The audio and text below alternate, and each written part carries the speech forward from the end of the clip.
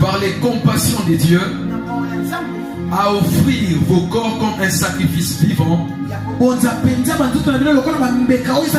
saint, agréable à Dieu, ce qui sera de votre part un culte raisonnable. Ne vous conformez pas au siècle présent, mais soyez transformés par les renouvellements de l'intelligence, afin que vous discerniez quelle est la volonté de Dieu, ce qui est bon, agréable et parfait. Amen. Alléluia. Yes. Devenir un fermier prodigieux.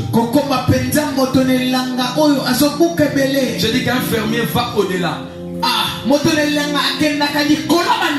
Un fermier n'est pas qu'un semeur. Un fermier n'est pas que celui qui vient moissonner.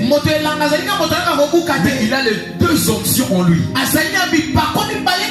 Il peut semer et il peut moissonner. Alléluia. Yes. Et puisque Dieu a un plan merveilleux pour nous et pour cette génération, sachant que Dieu pour l'église, il veut passer par l'église, au-delà de l'église locale, pour démontrer sa puissance, afin que le monde connaisse qu'il y a un Dieu qui est capable que dans l'église d'élever des millionnaires, d'élever des hommes forts, influents de la terre. Nous ne sommes pas qu'une église prophétique où on parle la langue au prêche. Moi,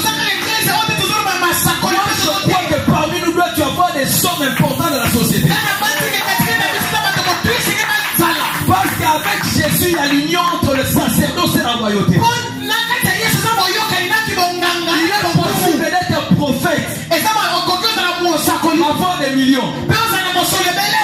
Le problème que tu dois t'aligner. Tu dois réajuster ta manière de penser.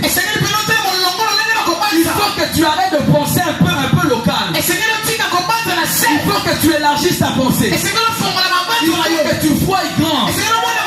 Un fermier prodigieux, celui qui est un fermier prodigieux,